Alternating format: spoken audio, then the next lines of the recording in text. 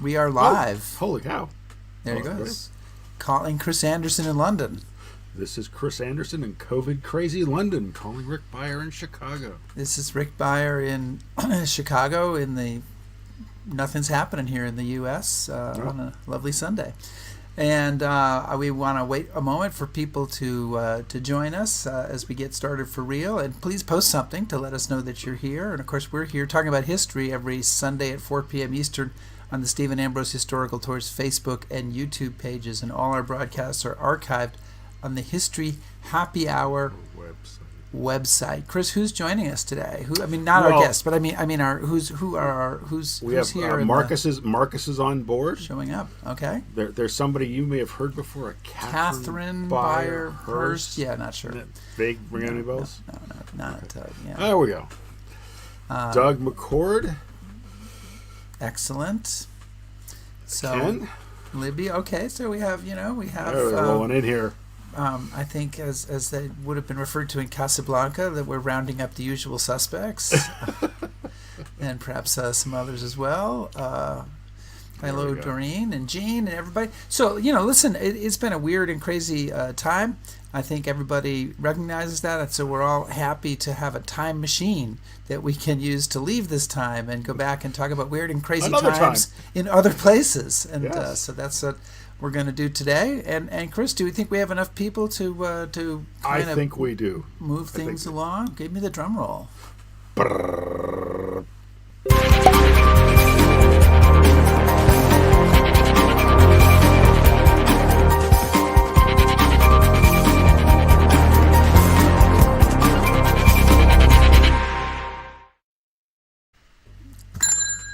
bar is open. The bar. You did that really quick this week. I needed to get the bar open right away, so I can get going. Chris, what are we doing? What's going on this week? You're going to be very excited. For those of you who are joining us for the first time, you probably don't know this, but Rick is a huge Royals watcher. He's always going on and on about the royal family. He's asking me if I've seen Kate and William, how many times I've seen the reruns of which one's Meghan's Kate and which one's William? In fact, when I went to see Rick one time, he actually showed me his Charles and Diana commemorative tea mug. So I don't remember that. I'll take your word for it. No, but seriously, this week I'm really excited. We have Alexander Larman talking about his new book, The Crown and Crisis, which is about the year of the Three Kings and the solid story of Edward and Wallas Simpson, and we're going to get into the details of that. But it's a very famous story, but something that we need to know a little bit more about, and Alex does a wonderful job of that. Alex is the author of 4 books. This is his 4th. His previous books are Blazing Star, The Life and Times of John Wilmot, 2nd Earl of Rochester, Restoration, The Year of the Great Fire, and Byron's Women, an anti-biography of Lord Byron. And as an English major who suffered through too much poetry by Lord Byron, I'm kind of interested in that one. He also writes for The Times, is a newspaper you may have heard of. The BBC, Times. The Times. As opposed to the New York Times. Yes. The Times. The London Times. Yes. BBC History Magazine and The Observer. And the book we're going to discuss is, again, The Crown and Crisis, which History Happy Hour alumni Andrew Roberts, and he also wrote a book about Churchill, called both scholarly and highly readable. Larman's has mastered the sources superbly, and his analysis of the extraordinary story is full of thought-provoking insights. Is History Happy Hour alumni the number one thing on Andrew Roberts' resume? Oh, he always lists that first. What I said, he listed that first, and Churchill biographer. Okay. That's the first thing he ever said to me when we met. See? That's proof. Alex, welcome. Hello, greetings from Oxford, England. It's lovely to be here for the first time. Yes, well, welcome. You bring a cocktail? I have a dark and stormy, which is quite fitting at the moment, really. Okay. It doesn't look very dark, though, does it? It looks just sort of stormy. Stormy does look more stormy than dark. Yeah. Here, we'll see the whole drink there. It's always important for us. Chris, start us off. Yeah, well, Alex, we're talking about the Year of the Three Kings, as it's called. The story of the only King of England to voluntarily surrender his crown for love, as they like to say. It's a story that H.L. Mencken called the best story since the resurrection. So why don't you give us a little bit of background before we dive into the details? What's the story, and what drove you to it or brought you to it? Well, in England, the story of the abdication is quite a strange one, because in most countries it's seen as something which is a part of history, a recognised thing that people know something about. But in England, until relatively recently, it was something that people didn't really talk about, because we're obviously a country that loves its monarchy, and it's full of people who are only too happy to wave flags and to say, rah, rah, long live the king or long live the queen at every opportunity. But in exchange for our allegiance to the throne and our interest in the royal family, we expect something back. And what we expect back is that the king or queen is going to be long to reign over us. It's a bit like being pope. It's something you expect to do until you die. But obviously Edward VIII was the only English king ever to voluntarily abdicate. And there's many reasons why he abdicated, and the main reason, which we're going to talk about today, was his relationship with Wallas Simpson. But a very important secondary reason, and in some respects just as important a reason, is that he didn't like being king. And of course, what I found very interesting is, I start the book with an epigraph from Richard II, and he was another king who didn't much like being king. We're always rather attuned to the idea that if you're a monarch, you just are a monarch. It's something that's hereditary, it's passed on from father to son or mother to son, or however else you do it. But the idea that somebody would actually say, I don't want to be king, this is not how I see my life, and this is why I don't see it as being like that. I always thought that was a fascinating philosophical idea, as much as a social or indeed a monarchical one. So I began researching the book a couple of years ago, and the thing that interested me when I started my research was this character called Walter Monckton, who was Edward VIII's lawyer. And in Balliol College, Oxford, about a mile from where I live, there's all these extraordinary papers. And Monckton was a man who kept a diary of his involvement in the abdication. Never been published, and it's a few small extracts have been used here and there in various earlier biographies. None of them have had the full use that I had in Crowning Crisis. So I was going through all of this, thinking that I might write about Walter Monckton himself. And then one adage that writers have always been told from a very young age, and I think I was told this when I was about 2, was, if you're going to tell a story, don't try and be clever. Don't try and find a weird spin on the story just for the sake of it. Tell the story that people want to hear. And so what I realised was, I'm not going to write a book about the abdication, where it's not really about the abdication at all. It's actually about this attendant lord who happens to be there, and you're leaving a lot of interesting stuff off screen because it's happening elsewhere. If you're going to write about the abdication, you've got to write the new definitive book about the abdication. But I thought, okay, there have been so many books written about the abdication. It's such a well-worn topic. And then I actually went away, and I went to the Bodleian Library here, and I was going through all of the existing books about the abdication, and I realised, the last relatively major book about the abdication was written nearly 20 years ago. And there's been so much new material that's emerged then. It's emerged in the National Archives, it's emerged in the Royal Archives. We'll talk about what it was like to go there and to use that for my research later. But it's all about, ultimately, finding a new spin on an old story, and the spin that I found was to really delve into the psychological makeup, not just of Edward and Wallis, but of all the people around them. And I found that the story could be told quite differently, that it became almost a suspense thriller, the idea of how does Edward abdicate? What are the mechanics of a king abdicating? And how does this work? How exactly do you get the King of England off the throne? But then after that, what happens to the country? And why did some people want him to abdicate and others not?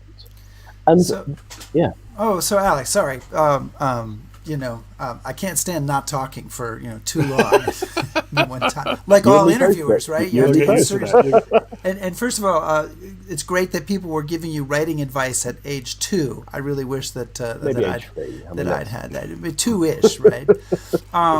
But I want to just start out to say that here in the United States, that I learned about this story a very long time ago.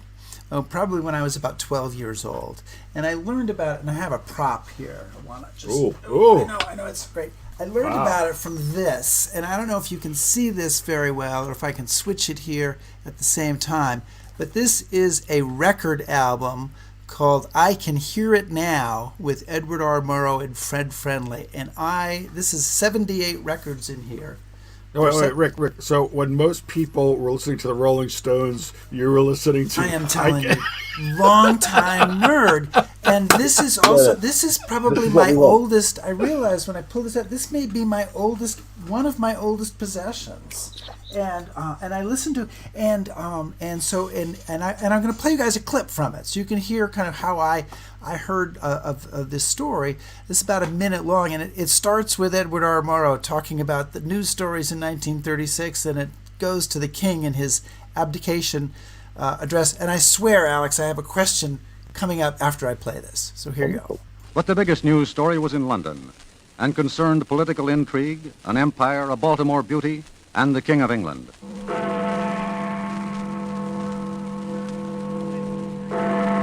On the night of December 11th, as Big Ben tolled the hour, London cinemas were deserted, New York subways empty at their usual rush hour.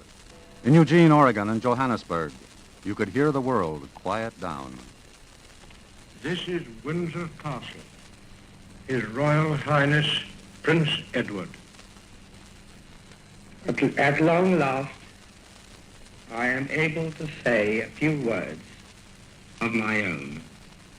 Believe me when I tell you that I have found it impossible to carry the heavy burden of responsibility and to discharge my duties as king as I would wish to do without the help and support of the woman I love.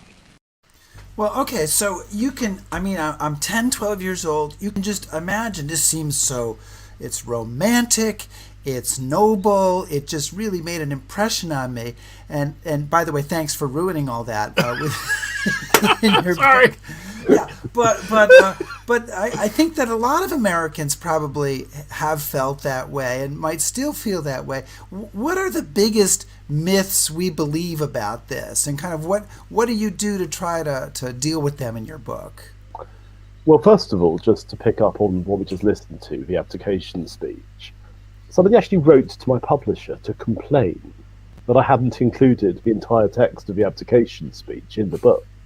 And so my publisher wrote to me and said, "What do you think I should do about this, Alex?" I said, "Well, I think you just write back to him and say, it is a commonly known speech, which is readily available from other media." It's it's on the internet. Well, precisely. Yeah. Everything's on the internet. Everything's on the internet. But yeah, so I think that what we have to look at with the abdication speech and the events around it are that it was a seismic shock. The idea that the king could abdicate and that the king was able to do so ostensibly of his own free will, it changed so many perspectives on so much. And certainly from an American perspective, America had all the news of what had been going on with Edward and Wallas throughout 1936. But of course in Britain we didn't have any of that because the newspapers had all been gagged. Something that I found interesting over and over again is looking at the contemporary parallels between what went on in 1936 and what's been happening in 2020 and even 2021. And certainly the role of the media, because we're constantly hearing about fake news or the mainstream media and stuff like that. When you go back to 85 years ago, and Lord Beaverbrook, this extraordinarily powerful media magnate, imagine Rupert Murdoch to the power of 10, he was able to say to his newspapers, right, you're not publishing anything about the king's relationship with Wallas Simpson. And not only did his newspapers comply, but all the other newspapers complied as well. So there's very much a sense throughout Britain in 1936 that your man or woman on the street did not know what was going on. Whereas in America, all the newspapers were full of a story because H.L. Mencken's description of this as the greatest story since the resurrection is one I absolutely loved. But there were so many accounts books, and some more scandalous and gossipy than others. But it was while it was being printed in New York or Chicago that Wallace would be king before the year was out. Nobody in Britain knew anything about it, so all you could go by were these very scattered, rather uncertain rumours as to what was going on. So Alex, Edward's dad, George V, Yeah. said, "After I'm dead, the boy will ruin himself in 12 months," and he wasn't too far gone. But could you tell us a little bit about him and maybe why he's kind of in this situation? I mean, as far as I can tell, the only good thing Edward VIII ever did was learn how to play bagpipes. But other than that, he's maybe I'm too harsh on him. But what was it about his personality, and how did he kind of arrive at this spot where he said, "Okay, well, no, I'll walk away"? Well, I think if you go back to Edward's relationship with his father and his mother, Queen Mary, you can see a lot of the basis as to why he turned out as how he did, because he was somebody who didn't have an awful lot of the way of affection in his life. And I think it was translated into, he was enormously charming in a superficial way, and he was great company. He was, thought to be the first member of a royal family you could imagine doing things like going out to a nightclub and having a cocktail with. And he was thought to, enjoy the company of beautiful women. He was thought to be a bit of a playboy. But what I found interesting in my research, and I think this is accepted historical fact rather than conjecture, is that if you dug slightly beneath the surface, you didn't find this charming, witty, debonair man. You found this almost terrifying vacancy that he didn't really have much. Not just he didn't just not have any stature, but there wasn't much to him. He was a very insubstantial figure. And you see, traditionally, if you're going to be a good king, you've got to have some kind of core, whether that's a moral core, a religious core, ideally both, or some kind of basis on which. But he was a sort of changeling figure. He was an absence. And I think you could argue that Wallis was an absence as well, because what she was, in effect, was a self-created myth. She grew up in these very trying, very difficult circumstances. She was the daughter of this woman from Baltimore, and who never had any money, but wanted her daughter to be brought up as if she was essentially almost American aristocracy. So Wallis was very much a self-created, self-made woman. As Edward had every single advantage in terms of birth, title, standing you could have imagined, but he was desperately unhappy. And one thing I discovered during my research was that he was essentially somebody who was constantly trying to fill this void in his life, whether it was with drink, with women, but ultimately I think that he'd never had anyone before Wallis who ever tried to understand him.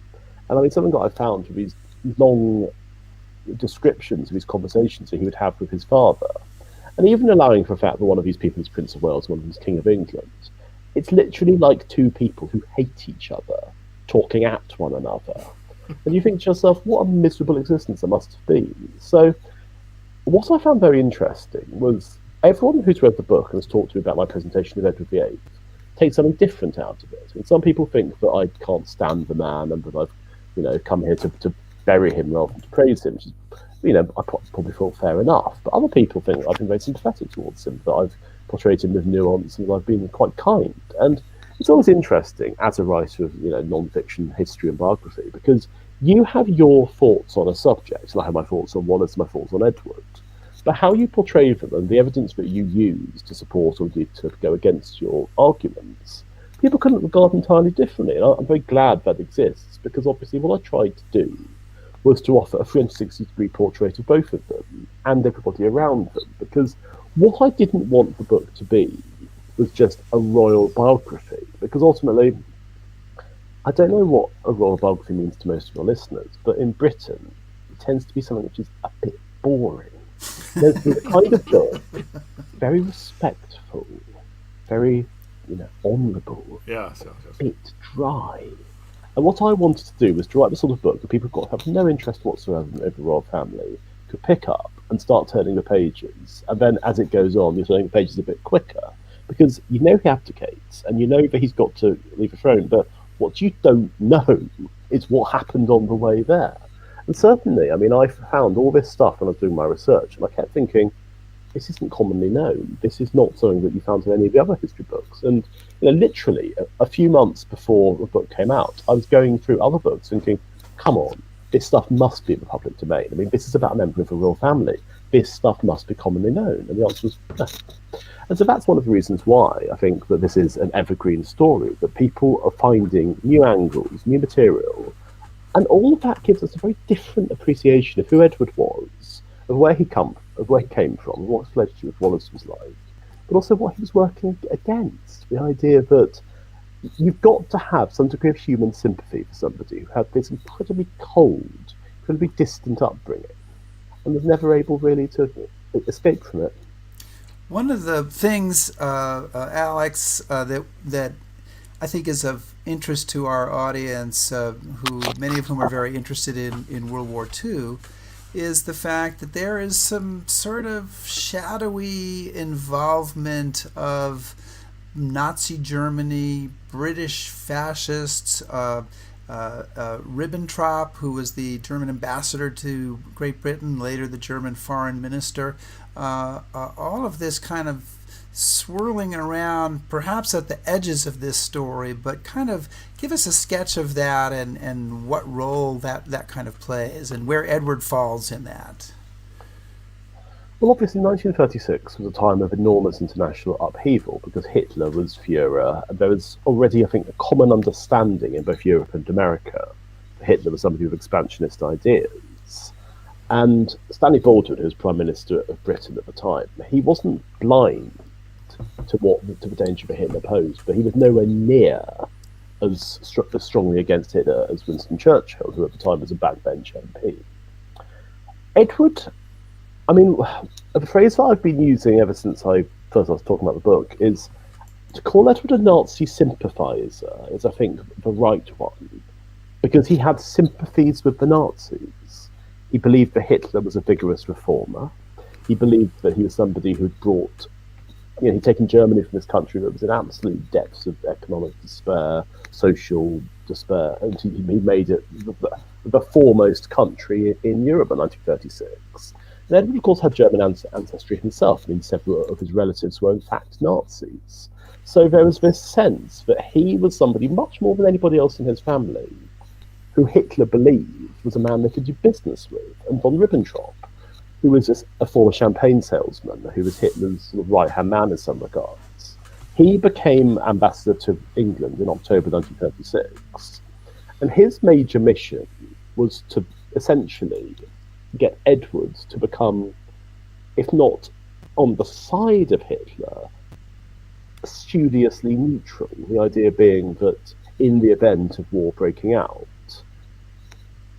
England would not be fighting against Germany, because what Hitler and von Ribbentrop got entirely wrong was how the monarchy worked, because they assumed that and actually Wallas had the same problem, they all assumed the English king had a status in Britain, something along the lines of how the president has it in America.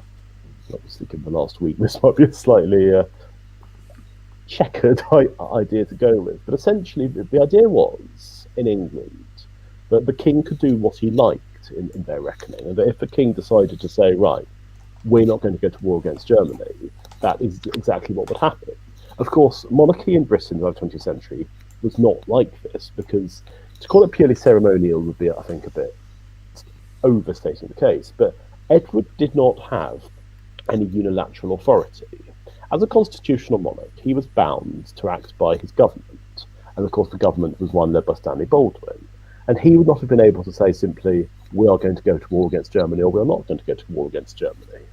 And so von Ribbentrop and Hitler had backed the wrong horse in assuming that he'd be able to do anything else other than purely symbolic material. However, the symbolism of an English king, and later an English Duke of Windsor, who had this sympathy towards Hitler, and who believed that, I mean, as he said later in his life, I never thought that Hitler was such a bad chap, really, even after everything else.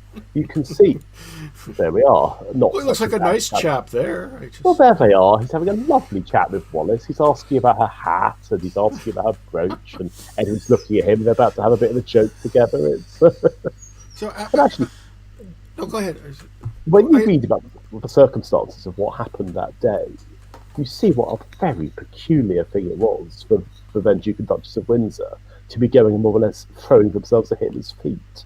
But then that's all of a piece with the idea that Edward liked the idea of strong, charismatic people. That's why he liked Wallas. He liked the idea of these people who could dominate countries, dominate men. And so, yeah, I mean, if you like the idea of Wallas as a kind of female Hitler, I mean, I wouldn't have gone down that road myself. You just did. You just did. I did, yeah. So, Alex, I want to I get went there. I want to get away from the love story angle because I think that's kind of Good, so been it's talked fine. really quickly. But just very briefly, for Americans, so they understand. I know this was a question at the time in America. Why can't he just say, "I'm marrying her"? What's the problem with him marrying this woman if she's divorced? Well, it's very simple. The king cannot do anything like that without the approval of his ministers. Because the nature of constitutional monarchy, as I just said, is that you have to be able to act with your cabinet and your prime minister's approval. And Britain in 1936 was a place that was much more religiously observant, I suppose you'd call it, than there were even 30 years later. And the idea that a king of England would marry a divorced woman was absolutely out of the question, because the Archbishop of Canterbury, Cosmo Lang, was somebody who, I mean, he hated Edward anyway, because he saw Edward as basically somebody who was an atheist and had no sense of religion or no sense of God. But the idea, again, it's the limits of royal power. Edward was not in a position to do anything simply off his own back. He had to do it in terms of the constitution of the country that he was ruler of. And obviously, the constitution of the country had said, "Thou shalt not marry thy neighbour's second wife," or whatever you want to say. And so that was a massive issue, because he thought, until relatively late in his, albeit brief reign, that he would just be able to marry Wallas and that would be that. But it was obviously Stanley Baldwin and indeed Baldwin's cabinet had to intervene and say to him, "No, you cannot marry Wallas Simpson, because otherwise this would make her Queen Wallis, and that is so ridiculously unconstitutional that we can't even begin to think about that as an idea." So before we get off the love story, we're going to probably keep saying this for 3 or 4 questions. But how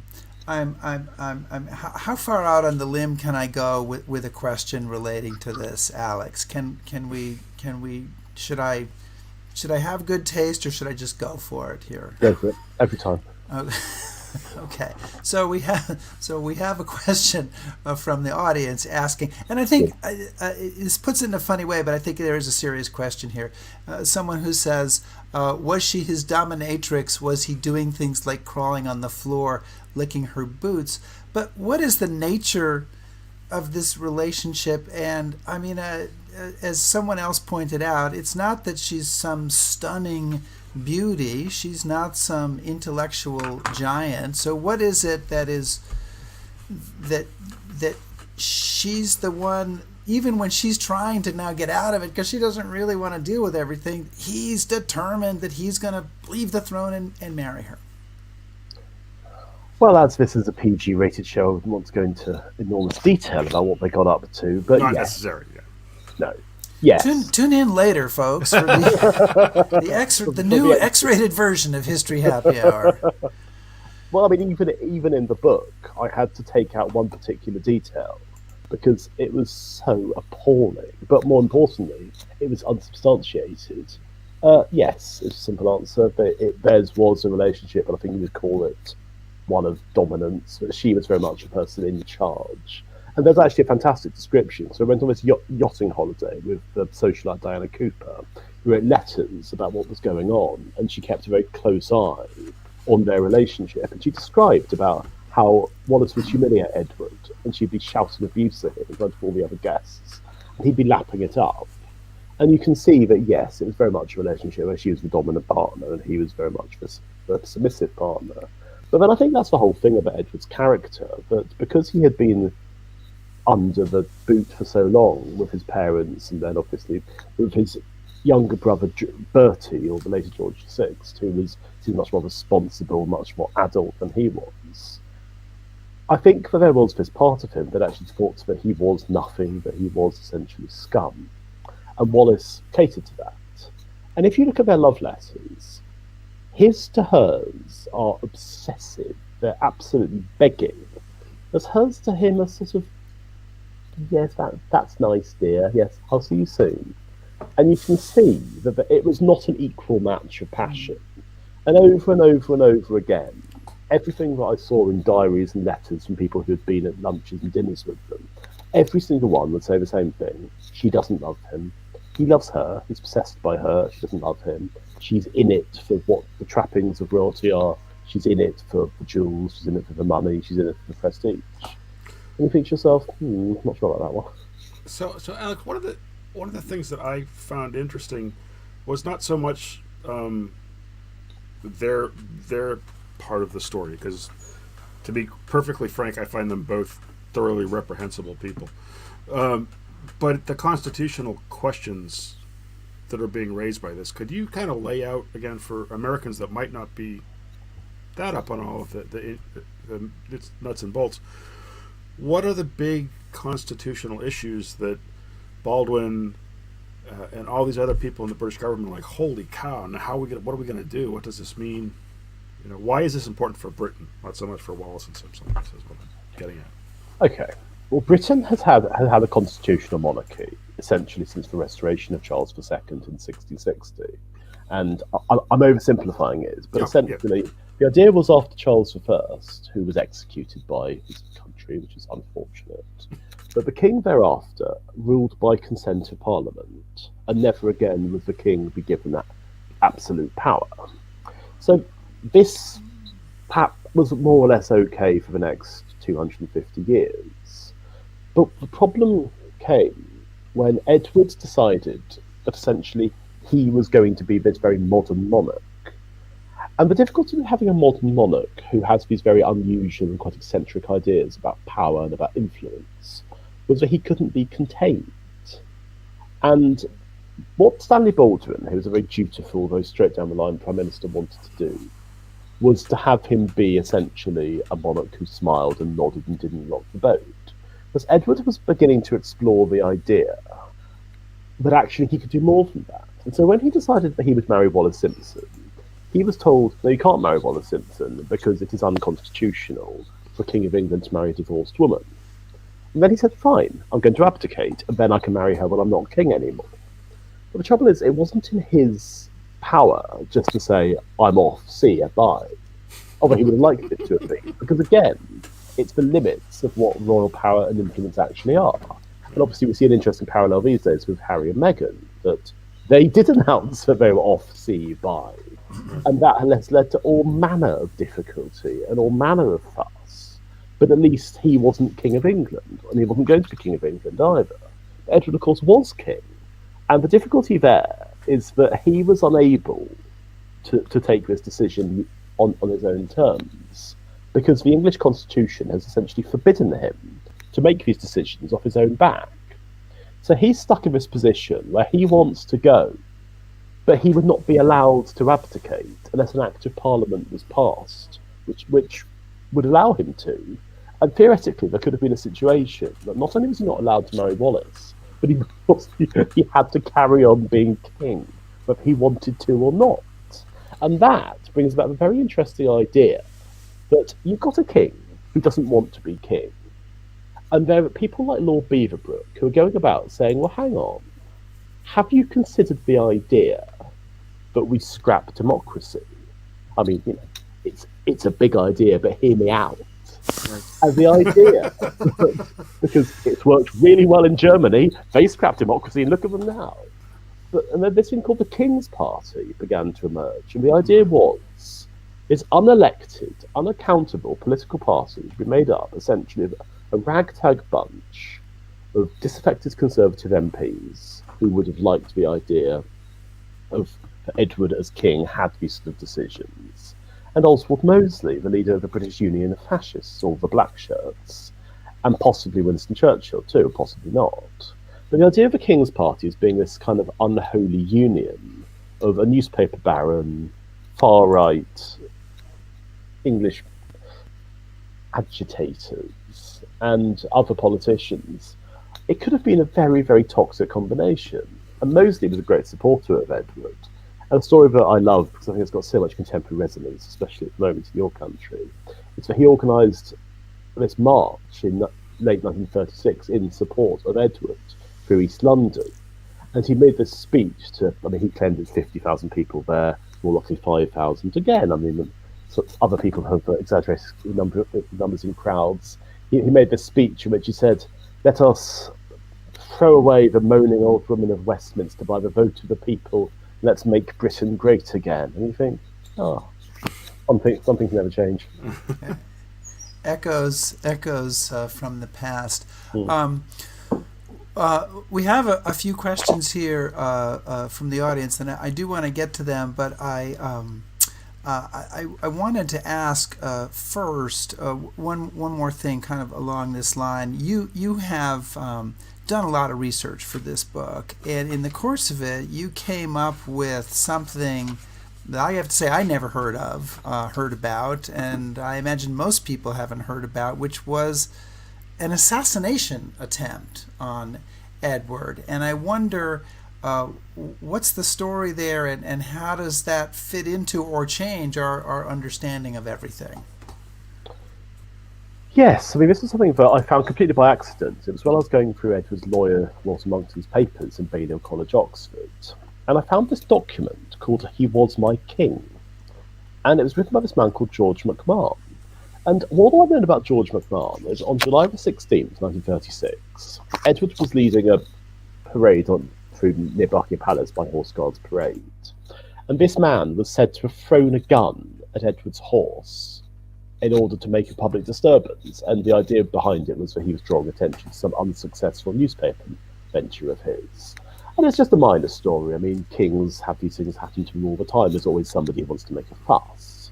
So every single biographer, every single writer about the abdication, this was the kind of thing, it was just 2 or 3 lines of this is just something that was happening that month. But this document was absolutely incendiary. It was 40 pages of McMahon saying that he had been an MI5 informant who'd been recruited through the Italian embassy to essentially try and assassinate Edward. And he had, according to his own account, deliberately messed up the assassination attempt.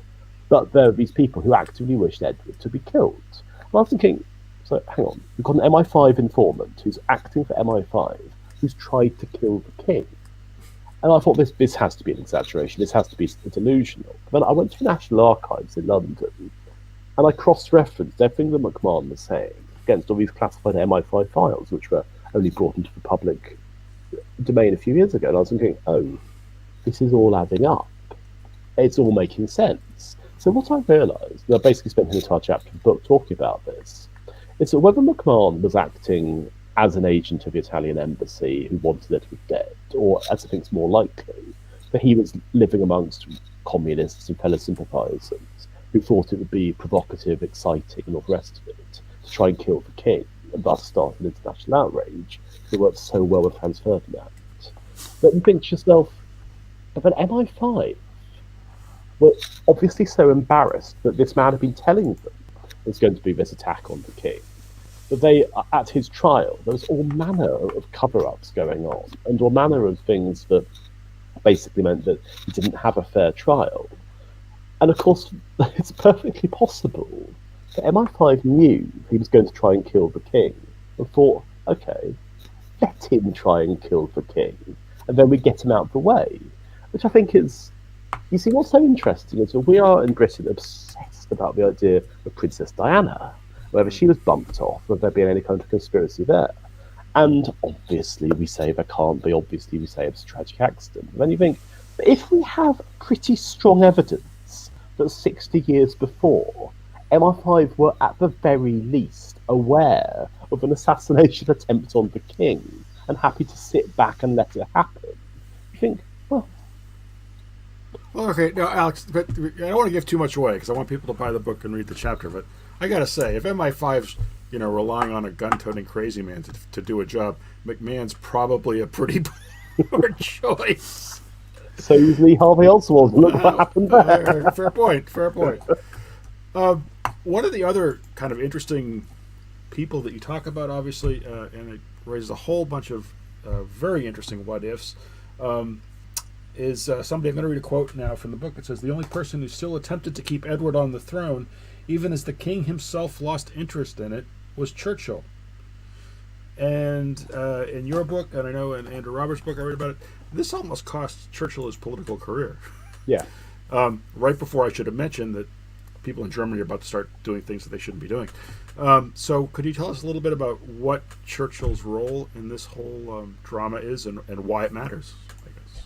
What was so nice in this book was to write about Churchill in a slightly different way to how people usually expect to see him, because we all know the classic stories of Churchill. We all know the classic, we shall fight for the beaches, we shall fight for the landing grounds.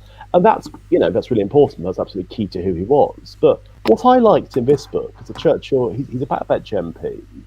He doesn't get on with Stanley Baldwin. He doesn't really see eye to eye with any of the government. He's just bored. He's had his day in politics. He's a big figure, but he's not somebody who's really got much influence. And he starts to, partly because he believes in fair play, he believes that Edward's been maligned, but I think also partly because he wants to be back in the swing of things. He takes Edward's side in the Abdication Crisis at a time that nobody else in Parliament really wants to be that publicly aligned with the king, because they will all basically believe that it's a bad idea. And you see the idea that Churchill is really trying to keep Edward on the throne. And this is, there's lots of miscalculations. Churchill was somebody who, his standing was a lot less high by the time of, by the end of the Abdication Crisis, because he had so attached himself to Edward, because he'd been such a staunch supporter of his. And while this says a lot for his loyalty and his personal decency, politically it was a stupid idea, because ultimately it wasn't going to work very well for him. And what did so well for Churchill when he became Prime Minister a few years later, the idea that he would say unpopular things, he was not somebody who was towing the party line. It was awful during the Abdication Crisis, because there was all these instances where he was speaking in the Houses of Parliament and he was losing his temper. And at one point he shouted at Stanley Baldwin, "You won't be happy till you've finished him, will you?" And this was just not parliamentary language. This was just not the sort of thing that anyone would say, then and now. And after he'd said that to Baldwin, he walked out of the chamber and he said, "Right, I think that's me over. I think that's my political career done." But it wasn't. And of course, what's really interesting in a book like this and doing research like this is to see the idea of Churchill as a manipulator, as a kind of power behind the scenes, but also somebody who gets it wrong.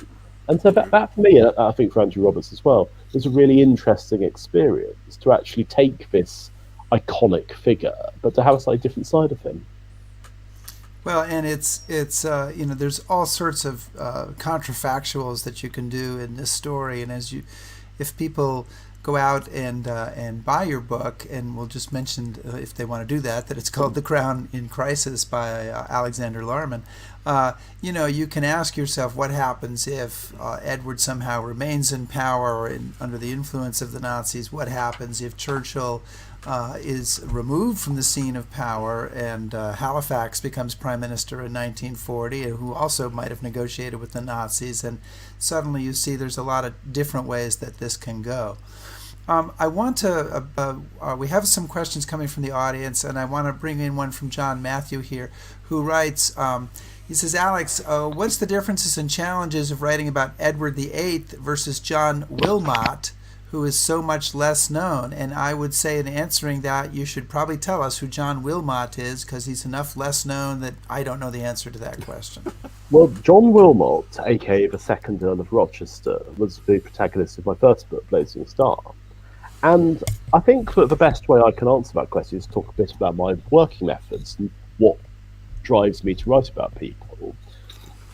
John Wilmot, i.e. Rochester, Lord Byron, who was a semi-protagonist of my third book, Byron's Women, and Edward VIII, they're all people who existed slightly outside of society. They're all people who are, I think, sexually quite complicated. Socially, they were seen as somewhat outside of what the norm was. But we all have these very strong, almost burning ideas of what the world should be. In the case of John Wilmot, the second Earl of Rochester, he was somebody who believed that the world was essentially, there was an unspoilt idea, an almost platonic idea of what the world should be. He was living in the filth and the squalor of the Restoration era. In the case of Byron, he was somebody who could write the most amazing love poetry, such as She Walks in Beauty Like the Night. and treats the people around him like his mistresses and his wife in the most appalling and disgusting way. And in Edward, I think what you have to see is the idea that he was so obsessively in love with Wallas Simpson, he was prepared to sacrifice not just the throne, but potentially his own reputation and his own standing for her. And I guess that what I've always tried to do as a writer is to find topics that are big, dramatic, exciting topics, and then to go about making them mundane and dull. No, it's to find a way. It's to find a way of making them seem fresh, because I think every historian or every biographer has something of a psychologist about them. And you have to think about what makes people tick. And in the case of John Wilmot, he was somebody I was obsessed with from quite a young age. I mean, not, child, that would have been quite strange because his poetry is quite filthy. But certainly from when I was about 20, 21. And Edward was somebody who, as I said, you grow up in Britain with an understanding of the king who wasn't king. Just as, we had this year of the three kings, which is an extraordinary idea. And I think that exploring who they were and exploring what they did, it's a real privilege, actually. And of course, when you're sat in an archive, whether it's in the case of John Wilmot, it was all over a place like the Bodleian Archive in Oxford. And in the case of Edward, it was obviously going to the Royal Archives in Windsor Castle, in the Great Tower, in the Great Keep, where they've got all of these letters and diaries and so forth kept. When you're actually reading these people's letters and their journals and so on, it's an extraordinary privilege, because you feel you are touching history. You feel there's all the hundreds of years that have existed, or the dozens of years that have gone between, they're just gone, and you just feel this very strong relationship between you and your subject.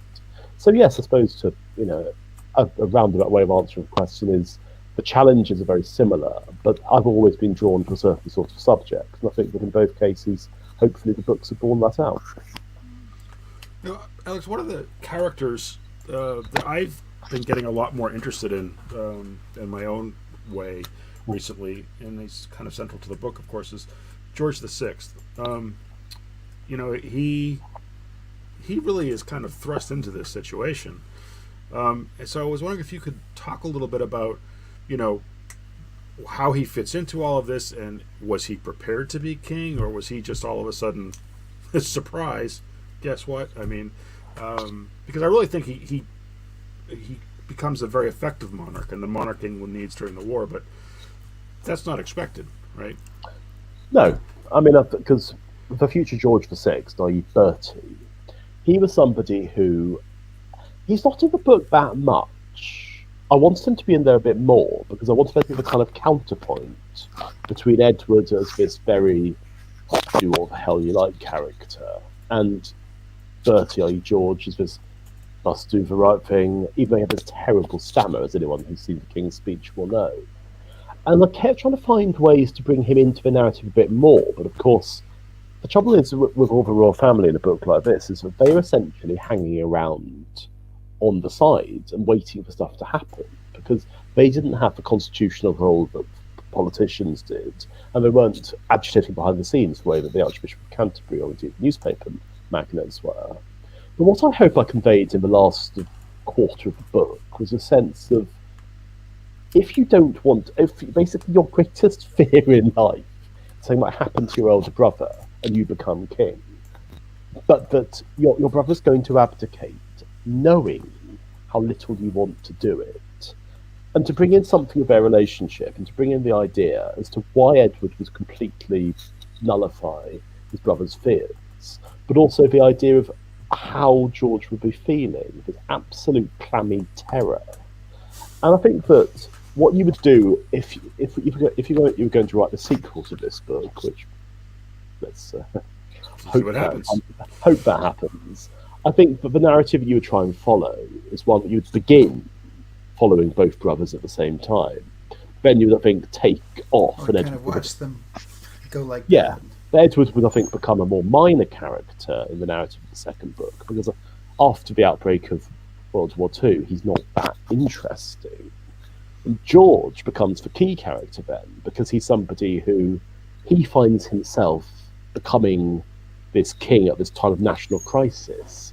And even while Churchill's going off and fighting on the beaches, he's got to be the person who's standing up as king, with huge symbolic association. And yes, I think that, I mean, anyone who's seen The Crown will have seen Jared Harris's very warm, very humane portrayal of George towards the end of his life. And I think that what Jared Harris did very well was to convey a sense that he was an unremarkable man. But unremarkable, sometimes it's a good thing, because if you have this decency and this strength of character, and of course, you know, he was happily married to Queen Elizabeth, the Queen Mother. He had children that he adored, and he was a family man, and he was somebody who I think would have been very happy to have had a quiet, undemonstrative existence.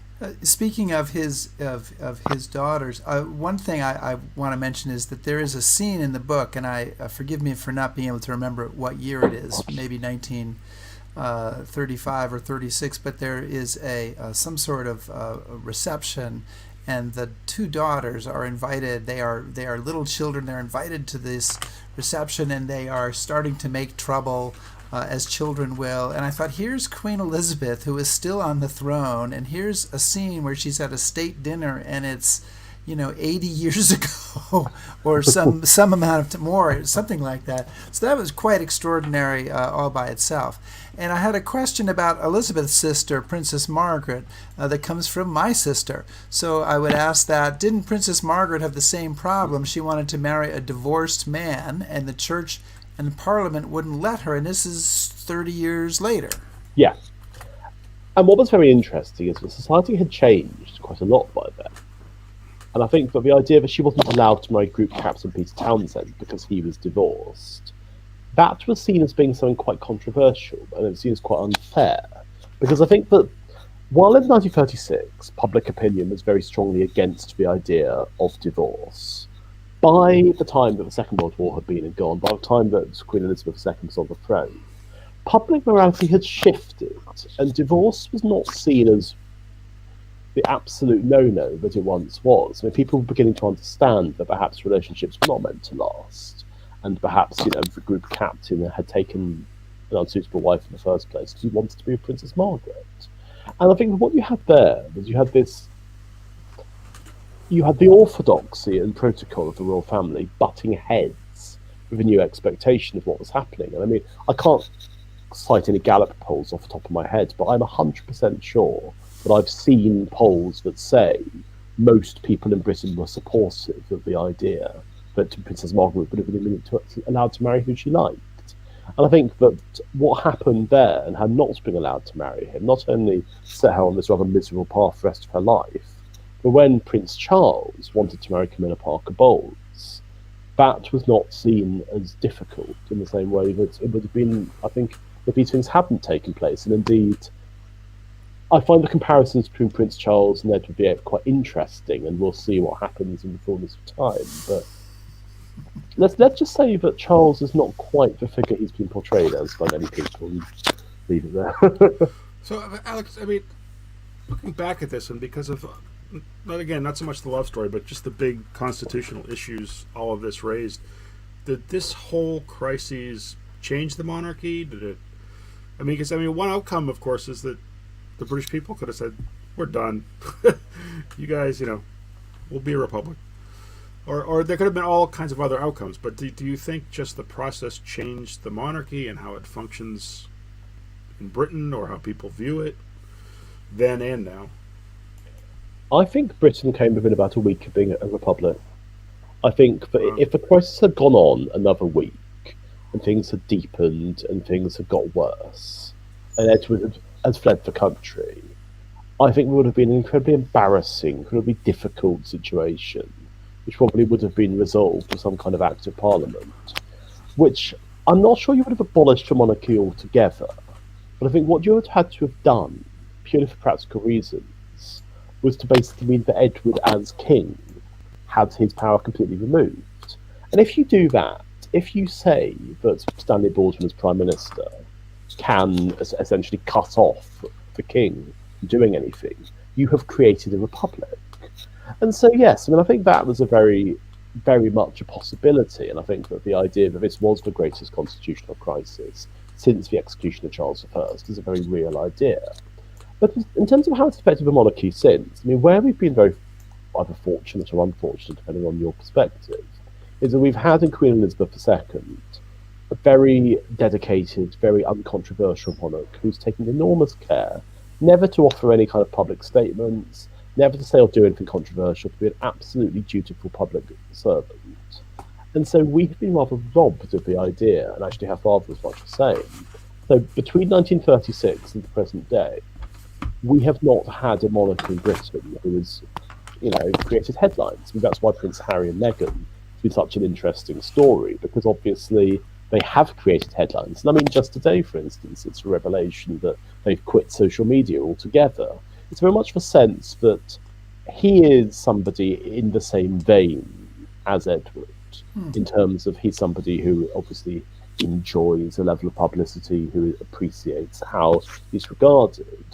But yes, I think that the monarchy as it stands in Britain today is quite a curious thing, because there's enormous public support for it. I mean, every single opinion poll, you will never see less than 75 to 80% of people in favour of the monarchy. The Queen has the kind of sky-high approval ratings that a politician would sell their mother for. But I'm personally not sure this will last, because I think that when Prince Charles becomes king, he's nowhere near as, I shouldn't say, I'm trying to think the best way of describing it without sounding actually rhetorical. Well, I don't want to be put in the Tower of London, you see. No, so I'll say it for you. He's not maybe as accepted as his mother. Yeah, I think that's a fair way of putting it. I think just in case when my visa comes up for renewal, though. I think we'll have to wrap this up now to keep Alex from the Tower of London, so that he can continue telling some good stories. We may not find another one that's quite as good a story as the Resurrection, but somewhat close here. And I want to remind everybody that Alex Larman's book is The Crown in Crisis.